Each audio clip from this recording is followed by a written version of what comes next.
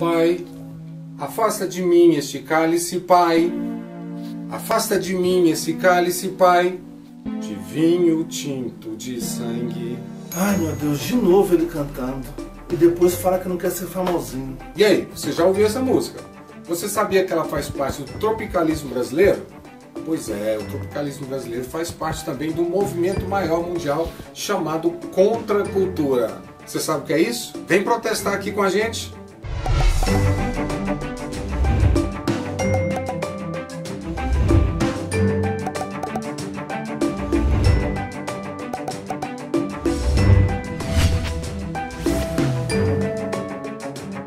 Eu gostaria de pedir para vocês que estão acompanhando nosso canal que não deixem de se inscrever, de curtir e compartilhar esse vídeo. Nós precisamos da sua rebeldia para a gente transformar esse país com educação melhor. Eu conto com vocês. Não se esqueçam, nos acompanhem pelas redes sociais. Nós estamos aqui para a gente tentar fazer uma revolução e mudar esse mundo para que ele seja muito melhor. Vamos nos inspirar nos nossos avós e contra a cultura já!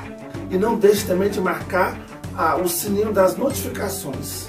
E lembre-se, rebeldia no mundo atual é passar no Enem na universidade pública que você quiser. E você já sabe, quem não se inscreve não passa no Enem. Quanto mais gel, melhor.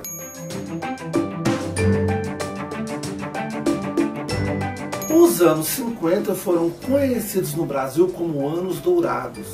Foi o ano da euforia, foi o ano da urbanização, da industrialização.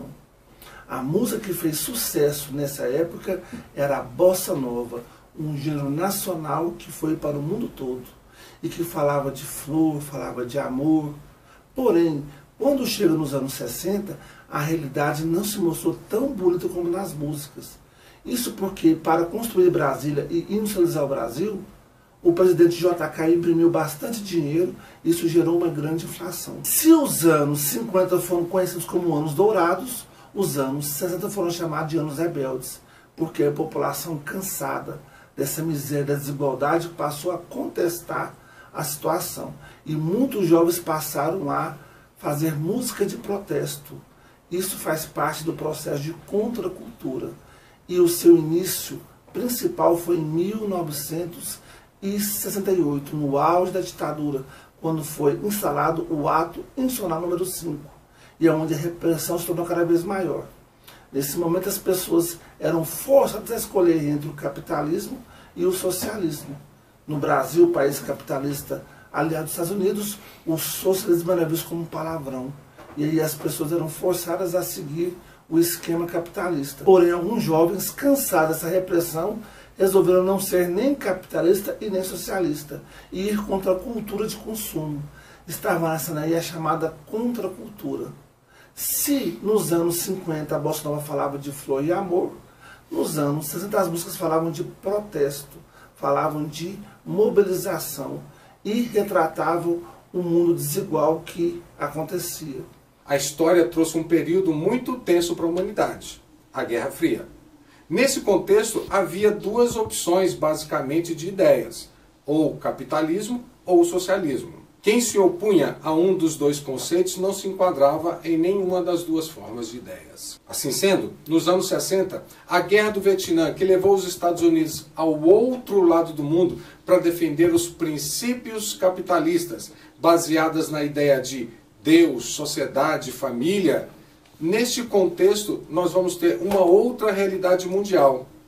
Essa realidade ela é caracterizada pela presença de jovens que estavam vivendo um desenvolvimento tecnológico muito grande. Acabava de aparecer a pílula anticoncepcional, a revolução sexual. A ameaça da Terceira Guerra Mundial era diária.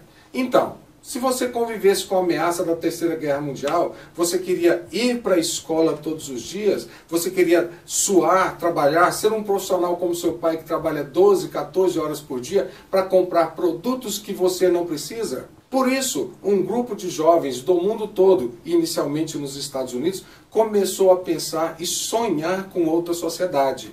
Uma sociedade que não envolva a sociedade de consumo. Surgiu então os protestos chamado contracultura, também chamado de anos rebeldes, porque o conservadorismo acabou rotulando esses jovens de drogas, sexo e rock and roll. Mas será que esses jovens da época eram realmente supérfluos? Eles lutavam pela liberdade sexual, eles lutavam contra a homofobia, eles lutaram contra o racismo, e se a gente tem uma sociedade menos opressora a hoje, principalmente no caso do racismo e das mulheres, a gente deve ao fato de que as vovós da época queimaram muitos sutiãs em busca de seus direitos. Não só isso, esses jovens contestaram a Terceira Guerra Mundial. Esse jovem contestou a sociedade vigente. Ele contestou o conservadorismo.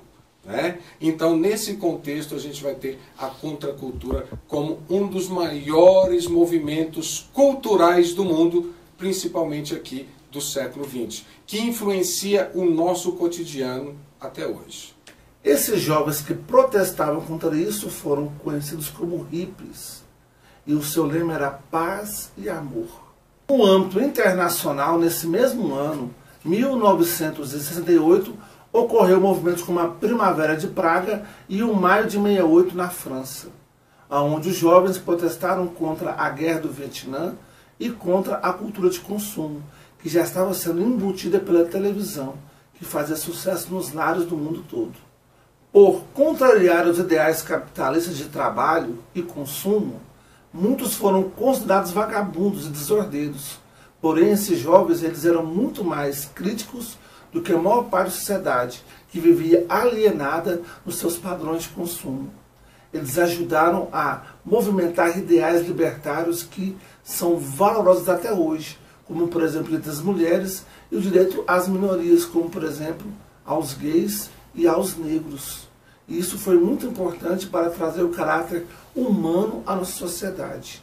Vivam os jovens do movimento hippie. No Brasil, a contracultura é representada pelo tropicalismo, que nasce nos anos 70, em resposta ao Ato Institucional número 5, criado pelo governo militar, que limitava os direitos e garantias individuais dos cidadãos. Naquela época, a sociedade brasileira já se dividia em libertários e conservadores.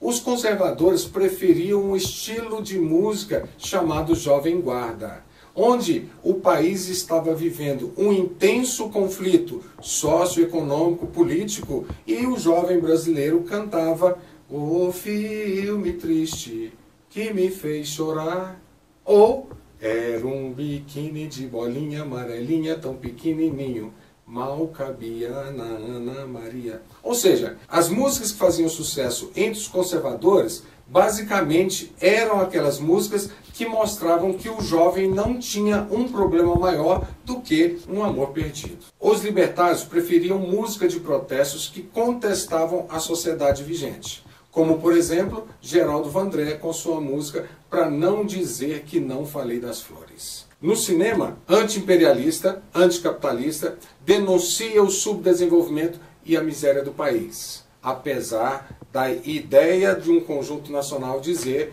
que este é um país que vai para frente. A luta por direitos iguais para todos foi uma marca de Martin Luther King. Em seu célebre discurso I Have a Dream, ele conseguiu fazer com que o Congresso americano desse direitos iguais para brancos e negros, inclusive para que os negros pudessem estudar em universidades que somente os brancos iam. Nos anos 70, a contracultura se manifesta no movimento punk que surgiu na Inglaterra, onde jovens filhos de desempregados na Inglaterra lutam por maiores direitos e começam a fazer uma música de forma bem simples, com apenas 3 acordes, mas com letras bastante viscerais que mostram a sociedade nua e crua. O movimento punk surge nos anos 70 na Europa e no final dele, no começo dos anos 80, surge no Brasil com bandas como Aborto Elétrico e Ira. Nos Estados Unidos, nos anos 70, você vai ter um movimento negro muito forte, com líderes como Malcolm X e os Panteras Negras. Isso faz com que a força do movimento negro fique cada vez maior, e o orgulho também.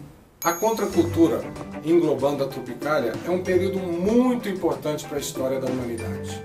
nós vamos observar que foram neste período que ocorreram as principais mudanças que hoje a gente verifica no cotidiano. Por isso esse tema é muito cobrado no Enem. Esse tema é muito extenso e nós fizemos um vídeo aqui falando das principais situações.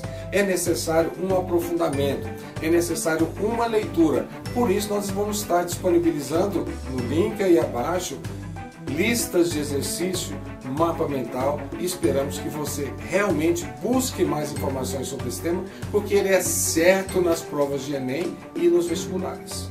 Muito obrigado para quem assistiu esse vídeo até o final. Nos acompanhe pelas redes sociais. Qualquer coisa, deixe um comentário também.